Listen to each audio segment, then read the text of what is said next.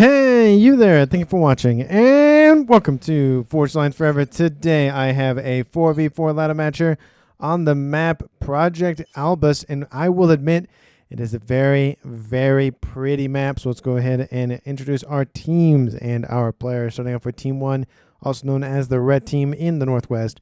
Ending with Blue Team, also known as Team 2 in the Southeast. Starting off with Team 1 Southern player, we have in Chevy Crimson, Cheesesteak Jimmy. He is a UEF for this match as a 1256 rating. To his north, we have in Light Oak Tan, a UEF player of Sailor Moon. He is a 1476 rating. And over to the east, we have in Orange, the color Orange, Nya Marine. He is a Siren for this match, has a 1425 rating. And the highest rated player on Team 1 and in the game overall is Fong. He is a Seraphim for this match in Ruby Red at 1551 rating. So over Team 1 side of the map, they have 2 UEF, a Cybern, and a Seraphim, which means Team 1 lacks Aeon technology. Starting up for Team 2's Northern player, they're working our way southward. We have in Royal Blue, Map Talk. He is a Cybern for this match, has a 1321 rating. Going down southward, where we have in Light Oak Tan, not in Light Oak Tan, it's Tropical Ocean Blue. Light Oak Tan's on Team 1. We have Gina. I think Gina, I think is how I'm going to say their name. They are in like Tropical Ocean Blue, has 1453 rating as a UEF. Don't know why I keep saying Light Oak Tan for that color. And to his west, we have Kinder 5129. He is an Amethyst Purple today. He is a 1413 rating as a Cybern. And last but not least, for Team 2, we have in Stitch Blue, Zum as a Cybern as well. He is a 1510 rated. He is the highest rated player on Team 2. And again, he's playing a Cybern as well. So for Team 2 side of the map, they are almost an entirely Cybern lineup, except for one UEF played by Jenna, which means they not only do not have Seraphim tech, they also do not have Aeon tech, which also, of course, means Team 1 doesn't have Aeon tech, which means there are no Aeon players in this game. Apologies to those. Hello to the princess. Hopefully you enjoy the game nonetheless. And for these 8 players on the map, let's take a look how much reclaim they have to scoop up. Currently sitting at, drumroll please, somebody, 56,000 mass in reclaim. I like this map already. That means we're looking at an average of 7,000 mass per player. You heard it right. That is 7,000 mass. 56 divided by 8 is 7, if my math is correct. If not, somebody will correct me down in the comments, and I do appreciate that, of course. And that is a decent amount of mass to scoop up. A lot of it, of course, along the cliff edge or the mountains base in terms of where they positioned all of the reclaim. There's also some in the corners, not too much, and there's nothing in the water, of course. Taking a look at the mexes, though, what this map does not have is a lot of mexes. There's a Trimex position down here in the southwest, as well as a Twin Mex over here. A couple of one-offs on the southern edge. Nothing pretty much in the middle besides one hydrocarbon for some random reason. I don't know why there's one hydrocarbon. And with that, that's pretty much it. There's a dual mex position here. So not really a lot of mexes to grab. It's going to be very, very focused on reclaim and then just scaling as many mexes as you can, as fast as you can. And again, like I said in the beginning, this is a pretty map.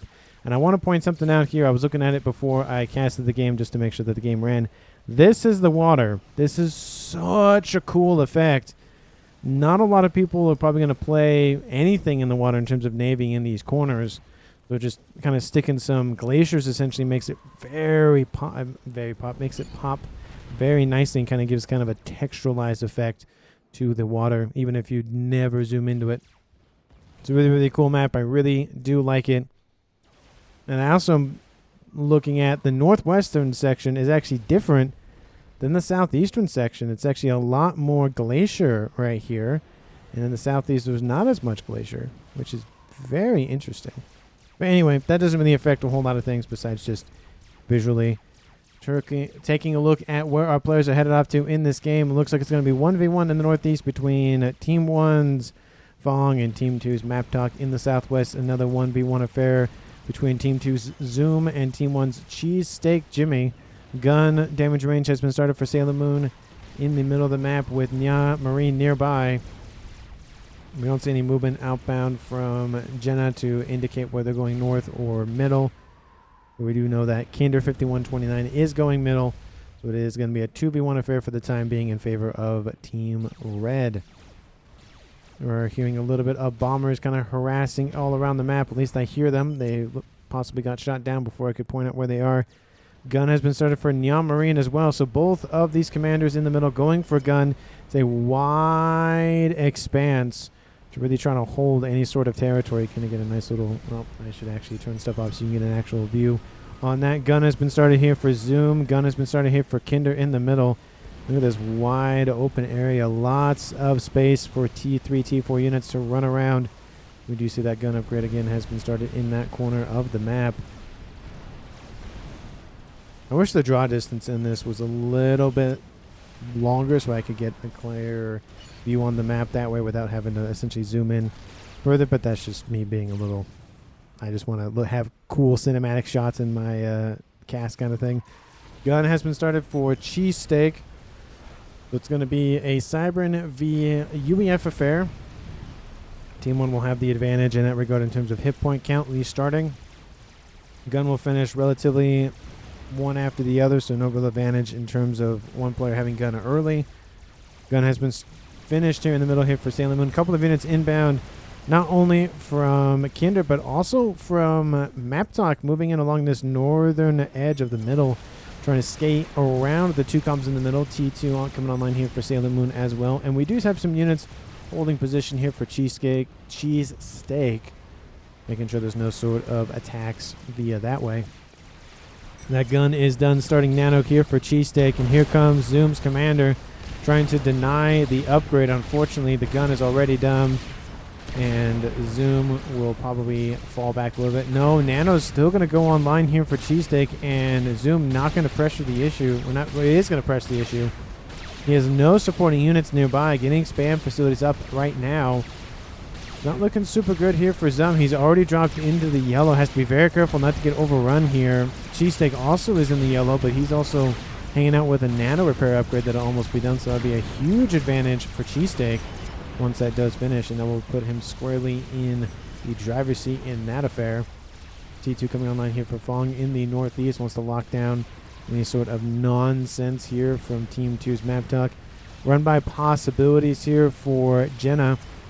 Jenna's trying to go around. There's also hills up and down, so it's not just a lower section and a higher section. There's, you can get up and around. They're not isolated. Team 1's Cheesesteak going to return the favor and starting to attack Zoom. Zoom doesn't really have some units online to really deter this comm. And unfortunately, he's producing the Medusa, which, I mean, if a moving target is not really great for artillery to try to hit. T1 PD coming online, but it's not going to matter because Cheesesteak can outrange that T1 PD. He really needs T2 to fight back this comm. And with Nano online, 1-star veterancy now acquired, looking very much in Team 1's favor for that southwestern corner. And T2 almost done here for Sailor Moon in the middle. Looks like Neon Marine moving in to isolate this problem over here for them. No run-bys anymore here for Team 2, but there is a comm of Jenna moving in with a gun comm. Moving into Nya, who also has gun. There are forces waiting to be given orders for Kinder, and this could be a nice little 2v1 action in terms of two armies versus one, plus a comm. Not looking good. Jenna needs to get over that hill a little bit and get some shots raining down on Nya Marine's position. We have the ghetto gunships online here for Map Talk. Where are the interceptors for Team 1? This will be a kill here for Team 2. Neon Marine losing thousands of hit points per second now. And there he goes. All of those units are dead and gone. And there goes the commander of Neon Marine, the first casualty of the game at 10 minutes. Nano repair has been started here for Zoom. He already has stealth, of course, on board, which is a prerequisite for building the nano repair. Getting up actually very quickly. He'll be able to fight pretty much on even footing against his opponent of Cheesesteak with that nano repair on board. Of course, getting those hit points up even faster than his opponent is also nice. He's already sitting at 78 hit points a second regen versus the 56 from Cheesesteak. And Team 2, Zoom is not even at 1 veterancy yet, so goes to show how much regen you get for the Cybern faction. We do see a couple more ghetto gunships roaming the map here for Team 2's Map Talk, being very annoying with some mech marine. Actually, those aren't mech marines, those would be hunters on board of those transports. Transport does go down, and the other transport will go down here shortly. But of course, they did some damage to some eco for Team 1, which is better than nothing. And these two comms still having at it. Bombers inbound here from Zoom to try to assist with dealing with this commander. Zoom, of course, has stealth, so he's able to hide a little bit, but of course Team 1 needs to see him in order to target him, which they currently do, so that's not a problem right now. Still bombers raining in fire from the heavens, and Cheesesteak falling below 5,500 hit points, and Zoom already back up to 9,400. And we could see a walk down happening here against Cheesesteak. Cheesesteak dropping below 4,000 hit points. There's a lot of units still online here for Cheesesteak to use. Overcharges comes in, gets a rank in veterancy. Very crucial one, I might add. Cheesesteak now back up to 5,000. Zoom now dropping quite quickly here. He does have 1-star veterancy. He's going to have to let Cheesesteak go. He's going to die here. We could see a murder-suicide situation if Cheesesteak falls below 2,500. Zoom might just call it quits and just get a Control K and kill both the commanders. But Zoom is going to drop anyways because of these T1 units. And there he goes. Almost gets Cheesesteak, but it doesn't matter. I think he got a rank in veterancy anyways. And that is now a 1v1 in terms of the kill for kill ratio. It is now a 3v3 game here at 12 minutes. I just think it came to the fact that Zoom did not take out those T1 units. Had he focused the T1 units first and then tried to go after the commander, I think he would have been fine. But he really wanted to make sure he tried to get that kill, and it just did not work out for him, unfortunately. So definitely not the best move there. But of course, it's one of the reasons why I like casting these games, is not only learning from your own mistakes, if you're the player who played this game and are watching this cast now, but also players who didn't play this game that are learning mistakes from other people. So they don't have to make the mistakes. Nice little hunter tries to go after a T1 extractor and gets denied. Very unfortunate. But now the balance of power is shifting a little bit. We have a 2v1 in the middle here, Team 2 in favor of that, but there's nobody down here, which means that Team 1 will have a huge advantage in that regard. We even see that you can actually traverse this mountain here. Makes it very vertical in the sense of the gameplay, the moves you can make. It is a little bit difficult to get through this mountainous terrain, but you can move around it. It's not just for show. You just don't need you don't only need a transport to get up there. You can just send units up there and call it good. That way, and they can roll or trundle or whatever up there, hover. Tactical missile has been started on board Sailor Moon's commander. He has gun and T2 on board. In the northeast, it does look like Team 2's Jenana has grabbed the northeastern corners, now pushing in with the assistance of Map Talk, moving in against Fong, who has to divert units down here as well to deal with this incursion. A couple of gunships get wiped out of the sky here by Team 2's AA units, so definitely not a fun day for them. Lots of interceptors online here for Fong, gonna just blitz down the ones for Team 2. And it's partly due to the fact that Map Talk has deployed a bunch of ghetto gunships. I lost the word for that for a second. So he's had to build interceptors to deal with that. And look at this, the interceptors are just on a collision course with the ones from Team 2. And the fight's just going to happen anyways. Team 1 will win that fight, but all the interceptors now in Team 2's territory, not really going to do a whole lot of good. There is some flak over here, which is where he wanted to fight them over. And that will help out a little bit. And by a little bit, I mean a decent amount. Those interceptors are going to just fly on home now. Is that it? That was a yeah, that was a T2 emplacement. Huh. Thought I would have done a lot more than just that. We see T2 units now online here for Fong. He has 2 bases now that Neon Marine has bit the dust, and Zoom, his old base, is now under the control of Kinder. We do see that the trades in terms of who got what with what remaining definitely favor Team 1 a little bit. Most of Neon Marine's stuff was already back here anyways.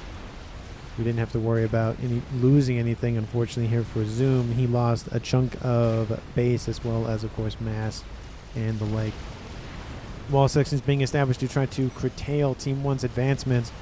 Of course, they can just go south and then east, but it'll take them a second to maneuver around that. Another wall section should probably be built to deter incoming invasion, but the wall sections have mostly been built, which will kind of funnel a little bit of those units here from Team 1, but not too much, not really a big deal, especially at this stage in the game. Tactical missile online and is outputting those missiles. Unfortunately, they're being shot down by the zapper over here to the east. T2 mechs is gonna go down. Will the TMD be built? No, it will not be built in time, so that mechs will be taken out. We do see that Kinder 5119's like, ooh, there's some T1 units that need to be dealt with, and he's going to send his comm to deal with that. A couple of bombers overhead trying to thin the herd a little bit. Not really doing a great job. There's a decent amount of AA in the mix. The comm will get there a little bit later than he probably would have liked, but they are moving into his position anyways because they have to go through this little narrow neck. And here comes the comm spitting out that damage. A couple of his facilities will be taken out, but it's not a huge loss, especially at this stage, like I say in the game. These mexes, though, he definitely doesn't want to lose these. Lots of engineers moving in. Needs to build T2 PD immediately to deal with those units. The units getting out of range now of Kinder's commander. PD being built very rapidly now to deal with those T1 units. Cerberus PD definitely good at doing that. Some gunships also inbound from Jinnah to assist with defense operations. The engineers are being targeted. T1 PD is gonna be finished, and the gunships hurrying over to deal with the rest of those strikers. The engineers will be taken out, but for the most part, the structures are fine. So Kinder will have a little bit of mass to scoop up and be able to throw it into defense operations. It does look like attack missiles are getting through, but with some more TMD built around the map, it's not going to matter. Tactical missile inbound, going after another T2 mech. It's going to land. It's going to go out. There it goes. Kaboom! There goes that mech. It is gone. Bricks on the front lines here for Team 2's Kinder. And that comm has killed off more than 11,000 mass already. Is that 5-star veterancy paid for itself and then some with that upgrade. Kinder's saying GG. It's definitely not GG yet. See lots of bricks online holding the front line against all this T1 spam. ASF online for both teams at this point. Gunships inbound going for Sailor Moon's commander. I don't think they're going to get a lot of work done, but they will force him back at a minimum. Almost 20,000 mass killed with that comm. Done a very good job of really sniping at Team 2's eco. There's 1, 2, 3 mexes down there. I don't know if who owned that. 4 or 5 mexes down there. Or up there, I should say. I don't see any more. This one was taken out at least, so 6. Gunships have been dealt with, but he has been forced back out of more effective range. That's the range on board that missile. So he can strike at the T3 land headquarters if he really wants to, but I don't think he'll get anywhere with that just due to the fact that it's not going to go that well. I feel like that's a really wide range. Is that just me, or does that feel bigger than what it normally is? Maybe it just looks bigger. This isn't a 20 by 20 full map. It's probably about a 15, maybe a 16. But still, that's a huge portion of the map. I feel like that's way wider than it originally was, or normally is. Anyway, in the northeast, Team 2's map top making a play for Fong's commander. Fong building some T1 PD. Builds it decently quick, but that might not stop the full force of Team 2's advances. All those little spiders running around the map, whether they have 4 legs, 6 legs, 8 legs, 20 legs. That is their inspiration partly. I mean, there's even the Monkeloid spider bot, literally called a spider. In the northeast, more attacks with Cybran forces, except there's some Optims in the mix as well for Fong, so we're going to get missile sharing of technology, or mixing in of technology, I should say. And with that, 20 minutes have passed. Team 1 has lost 1 player, that being Neon Marine first, and then Team 2 lost the second player of the game, that being Zoom. It is a 3v3 game in that regard. Team 1 sitting at 450 mass income, Team 2 330. So about, I'd say, a 70, 80 mass point ahead for Team 1. Not a terrible amount to be behind for Team 2, but it definitely a decent amount. Let me know down in the comments who you think is going to currently win this game. Of course, if you haven't done so already, please do the wonderful YouTube things that YouTube loves to see, and like the video, subscribe to the channel, share this video with anyone, everyone, and especially your pets. And of course, as always, thank you so very much for watching these videos. I really, really do appreciate it. We do have in the south still Kinder holding the fort down. Now we see a lot of T2 units online, some pillars in the mix, as well as some skyboxers and some parashields. Mainly UEF force. I mean, obviously Cheesesteak is UEF, so that would make sense. I would like to see maybe some Cybran hives or something in this mix to help with build power, or even just get some drones online to assist with build power operations. But I mean, I guess it's a little too early for that. Would really love to see more Percys, though, definitely out of that T3 land headquarters for sure. No real contest down in the south. Those are 3 mexes, at least 2 mexes that could easily be taken offline for Kinder that he is just getting. That's 12 mass a second that he would no longer be getting if Team 1 went after them. A couple of gunships get wiped out of the sky here by Team 1's ASF and interceptors, and then Team 2's ASFs go, hey, that was mean, don't do that. And that attack we saw earlier now coming back down on this eastern side. Gunships trying to do what they can to force this group of units back. A couple of bricks inbound as well.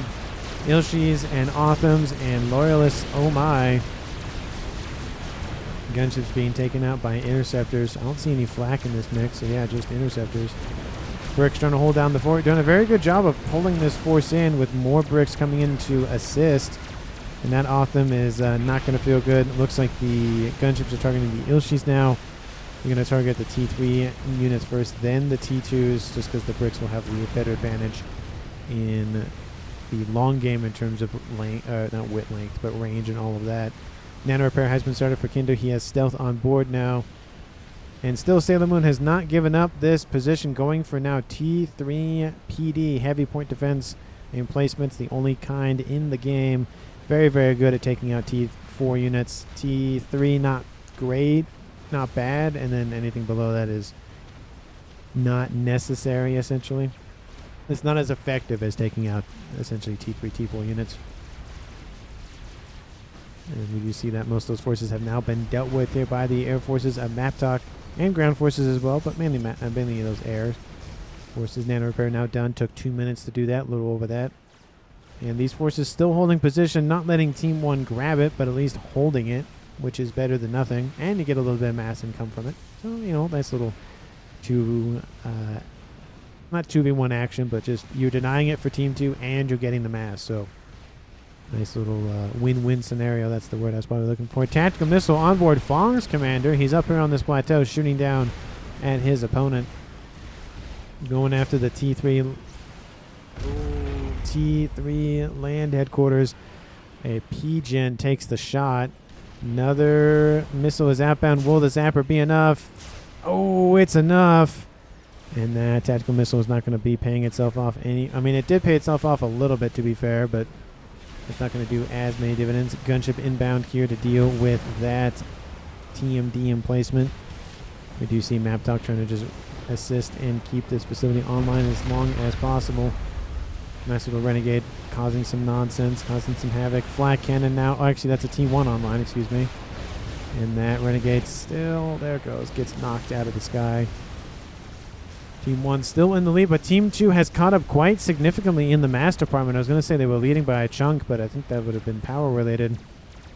Team 1 615, Team 2 615. Again, the numbers keep jumping. Oh, then they jump back down. What is going on? Oh, Maptalk doesn't have power. Ooh, not really a lot. Ooh, no good for Team 2. Nobody really has power right now. They need to fix that situation sooner rather than later, especially with the incoming force of Team 1's Cheesesteak Jimmy inbound. Pigeon now online for Kinder. Hopefully that fixes some of those. Yep, that fixes his power issues.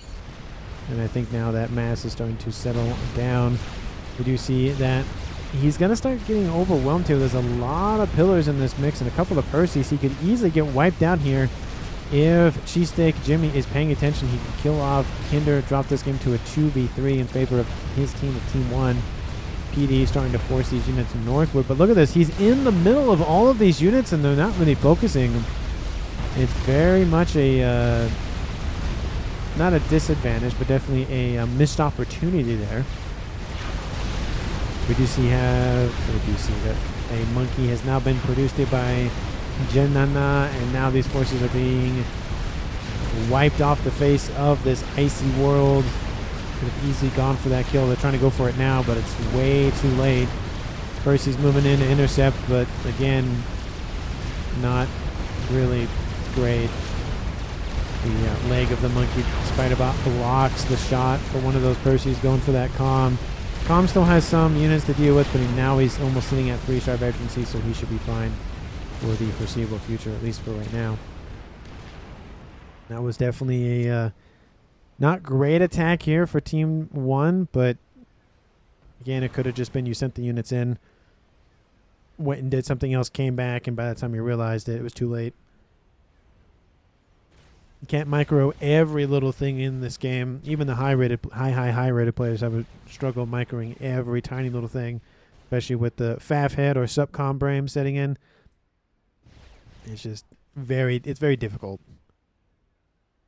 And it's now quiet everywhere. There's really no fighting, which is very rare to see in FAF. Usually there's some sort of combat somewhere. There's a missile here or there and an artillery shot, but it was quiet. It was very eerie. I don't like quiet in games like this, because if it's quiet, it's not a good thing. Why isn't my opponent attacking? Why isn't my opponent doing this? Why am I not doing this? That's not good. I should be doing something. A couple of bricks trying to go after this group of engineers who's just trying to feed their families. Team 1's, again, still in the lead for the mass income department, but Team 2 is on their heels. It's definitely one of those. Team 1 gets a little bit of lead. Team 2 catches up. Team 1 gets a little bit of lead. Team 2 catches up. That power situation definitely did not help Team 2 catch up, but hey, at least they've fixed it, which is better than nothing. P-gens, of course, being expanded upon for more and more power consumption. Looks like everybody is perfectly fine, and Power Map Talk definitely needs some more power, but besides that, everybody else is fine. How's Team 1 doing overall? How's their ecos? How's their power balancing nonsense? Everybody doing perfectly fine in that regard. Still would like to see more power out of some people, but again, it's a ladder match. It's a little bit less intense than other games. Sometimes it is more intense, sometimes it isn't. Just depends on the players and the map and the whatnot. But I'm just glad that I found a ladder match that has an actual named map and not a map gen map, and that there were no issues with it. So I was definitely grateful for that when I saw it this morning. And here comes this Monkey Lord coming to roost and get avenged for a long overdue engagement. Janus over the top, baking that Monkey Lord in holy fire. And there's a lot of Perseus there. That Monkey Lord 2-star vetted now. Gunships inbound for Sailor Moon. Everybody's coming here to deal with that one Monkey Lord. Lots of ASF. Wow, that's a lot of ASF. Oh, we're going to get that Mex. Yes, they... Oh, no! That Mex is almost dead. Definitely unfortunate. And those Janus are inbound, just ripping apart everything on Team 2's attack. Looks they're not getting out of there anytime soon. Where are the ASF for Team 2? Well, they're over here, and it looks like they're not going to engage because they don't have the air for it. They're looking like 80 or 60? I think that's a 60. Oh, it looks like it. No, that's an 80 for Team 2's airplay. It looks very similar, especially with the white background. Makes it hard to distinguish the numbers. I wish they kind of had maybe black or something to kind of really make that number pop. And then for Sailor Moon, how many ASFs do you have, sir? You have 101. 101 versus 85. I mean, it does favor Team 1. Oh, some of the Januses got singed. The air fight will occur, and Team 1, if just by the numbers, will win this fight. We'll see how the actual engagement goes. Not great for either team. Oh, it looks like Team 1 will win it quite handedly, especially with some ASFs inbound from Cheesesteak. Ooh, yeah, that's rough. That was rough. So 101 remaining, down to 55. Half of the Air Force is gone. So essentially, for every 50 or so that Team 1 lost, Team 2 lost 80. So roughly, so that's a better advantage in that regard. Now Team 2 has no ASF, so Team 1 can pressure with air control now firmly in their territory, in their court. Yeah, that's probably the word that I want to use. And then it just becomes quiet again. A couple of bombers rampaging, being mean, picking on, bullying that little brick over there. A couple of Team 1 gunships. Are those Team 1 gunships trying to catch up? Yep, they're trying to catch up. They just can't seem to fly fast enough. ASF inbound. Bombers and gunships are retreating. Now we have another group of ASFs. I even forgot. Fong has ASFs as well. So every player on Team 1 has some sort of Air Force. You hardly see that, and I love that, because that means that everybody can respond to their own air threats, and then if they need help, they can call for assistance instead of asking for help immediately from their air player. I love, love, love to see that. It's essentially the whole, if you're a Navy player and you don't build your own T2 air facility, what are you doing? It's that kind of thing. Couple of Corsairs over in the northeast here for Team 2's map top, just running around, just doing some tests, doing some flybys, nothing too worrisome. Couple of T3 broadswords inbound to map top's position. Transport is trying to pick up that commander. Even if the comm gets picked up, there are ASF nearby. Transport does get targeted by the gunships, and the gunships get the kill, not the ASFs. But it was a grab nonetheless. Great job here by Team 1 Sailor Moon. He saw an opportunity, he took it, and he got it. Look how high that explosion is. And there goes another win here for Team 1.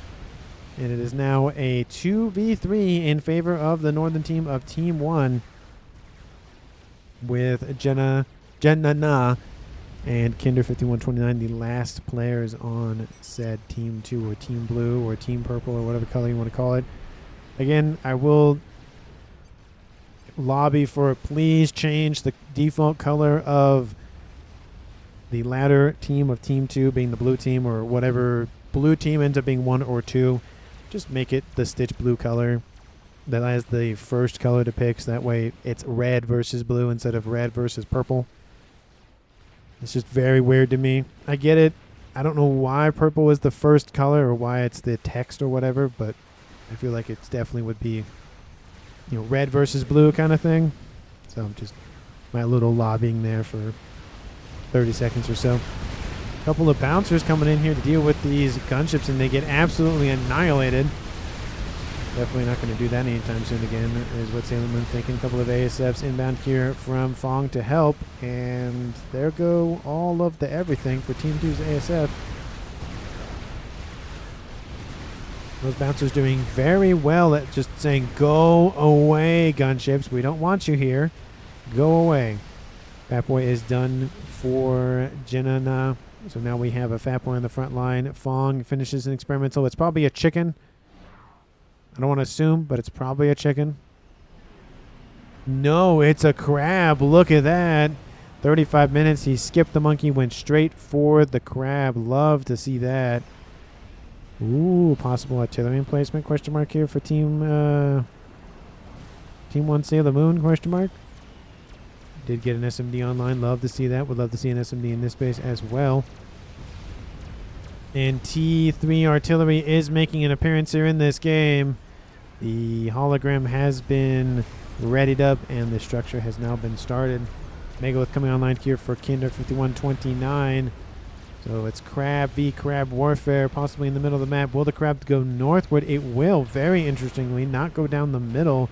It looks like a lot of the fighting wants to be focused on the edges and not the middle, possibly due to the fact that Team 2 is just throwing a lot of defenses in the middle, and Team 1's like, well, there's no point in going that way. Might as well go a different way, which I do appreciate, and do acknowledge the fact that why charge through the main gates when there's a side gate open that you can just rampage through anyways.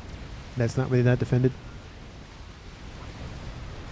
Couple of interceptors getting ripped apart by the ASF for Team 2's Jenna, but here comes the ASF for Fong. Another smaller airfight occurs, but again, the main air force for Team 1, the Light Oak Tan, the Sailor Moon ASF, perfectly fine, no issues with that. Still has air control. Team 2 needs either more AA, which they are getting online. Currently, there's 33 Myrmidons online, and I don't think he has... Is he just Cybran and Cybran? Yeah, he's just Cybran and Cybran, so those are all Myrmidons.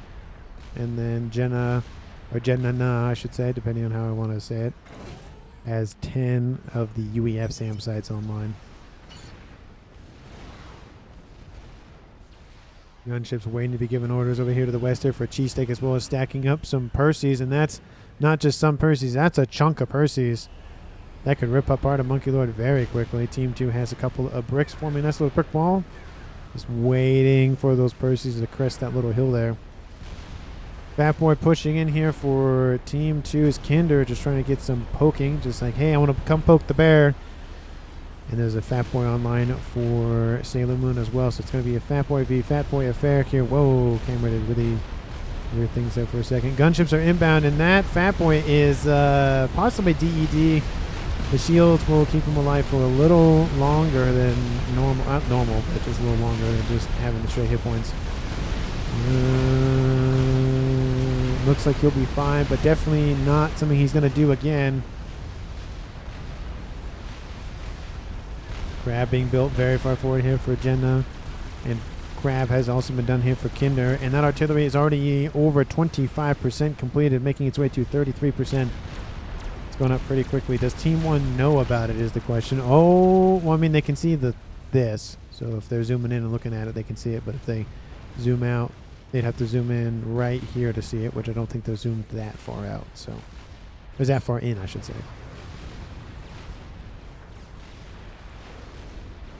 We do see in the north a large red army moving in, spearheaded by a Crab with a lot of brick support and Otham and engineer support for Reclaim. Love to see that smaller detachment, the Vanguard force over here. Monkey Lord trying to laser something below its purview in the sense that it couldn't just actually arc that laser shot.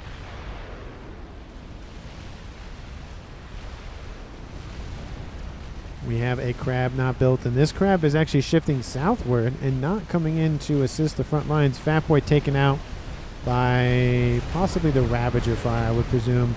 And Fat Boy, of course, just punishing the bricks. And there's a couple of engineers, couple being a lot of them, scooping up all of the broadswords, trying to just get as much mass into Jenna's coffers. The Monkey Lord the Fat Boy only sitting at 4,000 mass remaining, and now is falling due to the Fat Boy fire from Team 1. Lots of mass still to grab from a couple of different engagements, but not cresting 100,000 yet at 90,000 so far. And most of it does reside in the middle and in that southwest as well, where all that fighting occurred early on. Looks like the Monkey has been reclaimed, so that's good. You see that Crab is pushing in. The Percy's are retreating. I don't blame him. And there goes the wreck. Fat Boy still holding position, not engaging, and that main red force is inbound. Spearheaded, like I said, by that Crab.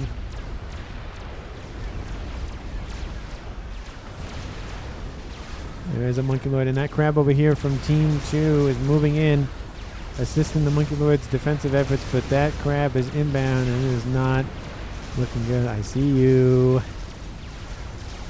I see you, says the Crab. It's like, I'm just waiting for orders to go in. Destruction is imminent. How is that artillery doing? Well, it's almost done, so it's about to finish, which is very good for Team 2. Team 1's air grid is shielded. Love to see that. Satellite also online. Artillery has been started by Sailor Moon. Definitely would not recommend falling standing there, but, you know, at least it's underneath shield coverage. Nothing really too big here for Cheesesteak, just pumping out Percy's. But again, it is shielded, which I love to see. This isn't. Don't like that. And everything else is not really that important. Teethway land facility is, I mean, it would be nice to have just a tiny shield on it, but nothing too dangerous.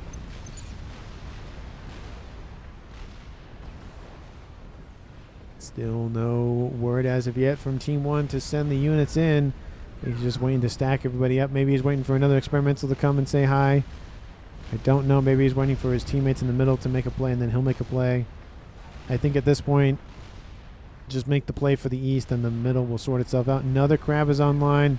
He might have been waiting for the Crab to move in. Yeah, he's going to move it south, I guess. Are you actually going to be giving orders to move, or are you just going to stand there and just look pretty? Probably just stand there and look pretty. Anyway, artillery now launching, going after the air grid here for Sailor Moon. Definitely the first thing I would go after if I was Kinder. Just take out the air advantage, and then you can start slowly whittling that away. There is some shields surrounding that, some being one, and then a couple of assisting ones. Lots of engineering drones come in to assist the recharge of said shields. And artillery shots a little bit wide. Another shot inbound. Not looking super great here for Team 1's air grid if that doesn't get resolved. And of course, it's fully ringed with T3 Pigeons, so it's firing as fast as it can. Satellite over top going after the kennels here. Actually, I was going to say hives, but those are kennels. For Jenna taking out his build power. That's never a good thing. Gotta have to spend that mass, and you don't want to spend it. You gotta actually have something to spend it with. You can't just will into existence, which is all of us would like to do that. It's not really how that works. I'll will all of my money to make money for me so I don't have to work or whatever. And that's not really how the world works. I mean, I guess if you invest your money a lot, then yeah, you can get your money to work for you. But I mean, like, I just want money to just work, and I don't have to. But like I said, not the way the world works anyway. At least most of the world works.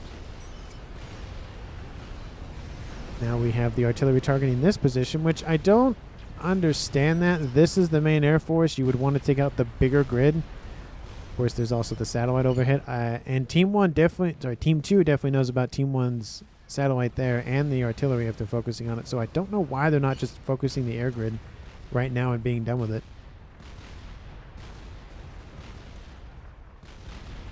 That point in the middle still peppering Team 2's just auxiliary defenses. Not really pushing in. That's primarily due to the fact that there's just a bank of Gunther artillery installations. Anytime a unit gets even close, it just gets ripped apart. Crab in the east still holding position. Oh. Crab's backing up. Where are you going? There are 2 crabs and a monkey. And Team 2's Jenna also has a nice little soothsayer online, so they know, like, hey, I know you're there. I don't like you being there. Crab charging in. Maybe we'll see an attack. Maybe not. We'll see a counterattack from Jenna. Maybe we'll see Jenna move in. I don't know. We'll just have to see. That crab and FAF Boy are starting to make some moves. P-Gen's being built as fast as possible, essentially inside of a crab, or just barely not inside of a crab. That's very volatile. Probably shouldn't put P-Gen's ring in your soothsayer.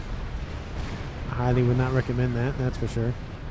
Yeah, you can cut down on the energy costs, but still. Second artillery coming online. Already half done here for Kinder. And how's that air grid doing? It's fine, but the base here for Bong is definitely felt better. It's pretty much destroyed. You see bricks engaging, but that was just the trick. Team 2 fell for. Team 1 wanted the bricks to move in, because now here comes the Percy's moving in to wipe everything else off the board. There are some artillery emplacements landing on top of the back of that crab, but the crab can weather the storm. 110,000 hit points on board. That thing is a lot to chew through. They really want that FAF Boy is probably what Kinder is thinking. He really wants that FAF Boy killed. That second artillery station is almost done. And that attack in the northeast doesn't go anywhere, because these 2 crabs go, nope, just going to block you. See you, bye. And in the southwest, still nothing happens. Crab still holding position with a bunch of bricks to support. And now that brick force is gone. FAF Boy raining in, going after that artillery. The artillery is starting to zero in on top of that FAF Boy, but it doesn't matter, because the Percys are now next door to them. And they're like, shut the music down, it's too loud. Crab is now done. For Team 2's Kinder right there in front of the bricks, in front of the Percys, which is never a good thing. But I think the crab should be fine. Shields are popping back on and off, so it just might be a matter of the Percys will probably get wiped out. The crab should be fine if it doesn't push in. FAF Boy should be fine if it doesn't push in too far. The crab is actually moving in even further, which I don't think is the best idea, because there's even more units inbound for Sailor Moon. But he wants the FAF Boy, and he's going to get the shields are down. Looks like there was a fight overhead. Team 2 sent some fighter bombers, I think. There's a lot of dead things in the middle of the map. And that is a lot of dead things. I don't think there's any Corsair wrecks, but just a lot of fighters are dead and gone. Team 2 wins an air fight over top of Team 1's main fire base in the middle of the map. Artillery now targeting the Duke that's being built by said Sailor Moon. And I don't think that one is long for this world either. Now there's some ASFs maybe coming to say hi, maybe not. But that's why the crab went into engage. FAF Boy took some damage. It had to have been Corsairs. It's the only thing I can think of. And then that's why the ASF for Team 1 were called in. Team 2 put their ASFs in and called it a day kind of thing. Crab's still charging though, going after that Soothsayer. Soothsayer is gone. But some SACU, some RAS presets, they're not going to have a good day. Ooh, oh no, that's it. Not looking good. That's mass. That's 11 mass per second that is just being evaporated, and 1,000 energy per second as well. Of course, the second artillery is online. In the east, the main attack does occur, and both of those crabs are wiped out. Oh, that is rough. The crab for Team 1 is gone as well, but the main firepower of the bricks are moving in. Cheesesteak Jimmy builds an experimental not bricks, but Percy's moving in. They want that artillery piece. That's what they want. They want it killed off. It's annoying them. It's an eyesore. It's making the property value go down. Ooh. And there goes an explosion. That's another not mass, but another SACU. The shields go down for a moment. That's not good. Sailor Moon, how's your power consumption doing? It's not great. Loses a couple more pigeons, and it's not a good day. He's assisting as much as he can, though. There's just one of the things of, can he keep the lights on before the house comes crashing down? But here comes that brick force inbound to the east. Satellite over top. Jenna hanging out with his nice little RAS upgrade on board. His right arm, but that force is going to just steamroll all of these pigeons. Not a good day for Team 2. There's a Monkey trying to catch up, doing actually a decent job of singeing the back line, but the front line of these forces is the main concern. PD needs to be built immediately in this base. It's going to come down to, can the bricks kill off the artillery before the artillery kills off the everything else? Will this game turn into a artillery wins it? Or will the land forces win the day? Jenna struggling. There goes the rest of that air grid. He's pretty much knocked out of the game for now. Not looking good for Team 2. If you're rooting for Team 2, there goes a Quantum Gateway. Crab doing the best they can. Actually, a monkey would probably be better in this situation. Speaking of the monkey, there's the monkey over here. It's over here. It still wasn't. Why was it not chasing the rest of the forces? What? That's weird. You would probably just keep sending it in, but I guess not. And no PD were built. That's definitely an oversight here from Team 2 side of things. The bricks are inbound. The shields are collapsing. It's not a good thing. Can the rest of the bricks kill off the pigeons? There goes one. There's another one that's barely online. There's two. The shields around the first disruptor are gone. Oh, the bricks. They're coming in clutch here for Team 1's Fong. There goes another pigeon. It got reclaimed, but it's fine. This pigeon's going to go. That kills off the rest of the artillery. And that is not good for Team 2. Artillery is still raining in. And Kinder's team recalls. It is a win for Team 1 by default. That doesn't matter. They still force Team 2 to vacate, and that is a win. MVP goes to Fong, because that attack on the eastern side is what drove Team 2 to to leave. There's a huge Percy force over here that didn't really get used. Lots of bricks waiting. Maybe another artillery piece was going to be built right here. But I have no idea why Kinder or Jenna just didn't build PD. I know he was building PD over here, but it got wiped out. Don't know why the Monkey Lord didn't just continue to follow the units. I mean, it was right on its tail, so I don't see why it couldn't have done that. But other priorities or something, I don't know. But let me know down in the comments what you thought about this match. Again, thank you so much for watching. I really, really, really do appreciate it. If you haven't done so already, please like the video, subscribe to the channel, and of course, thank you so much for watching to the very, very, very end of the video. And I will see all of you in the next one.